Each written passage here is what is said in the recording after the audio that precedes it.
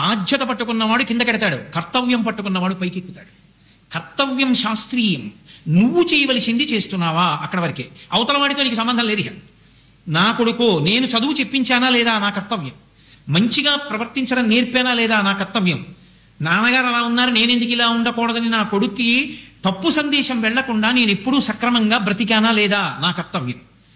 నేను ఇన్ని చేసినా దోషం వస్తే నా తప్పు కాదది, నా కర్తవ్యం నేను చేశాను. ఇప్పుడు నా మనసు బెసకదు, బెసికిపోయాడు అనుకోండి మనిషికి ఎదిగి దారిపోతాడు. బాధ్యత అన్న మాట పెట్టుకున్నారనుకోండి అర్థం లేదు, జీవితాలు పాడైపోతాయి. పిల్లలు చూడద్దండి, బాధ్యత అన్నారనుకోండి పక్షి కుక్క పిల్లి పంది ఏదీ చెయ్యనంత బాధ్యత నెత్తికి ఎత్తుకుంటే 7 తరాలు కాదు 50 తరాలకు సంపాదించి తీసుకెళ్లి దాచినా అర్థం ఉండదు. బాధ్యత అన్న మాటకు అంతం ఎక్కడుంది చెప్పండి? కర్తవ్యం అంతం ఉంది. మీరు శాస్త్రీయమై ఈశ్వరుడు ఎందుకు పూనిక పొందుతారు. నేను చెయ్యవలసింది చేస్తున్నానా, మీరుగా ఉంచుకుంటారు.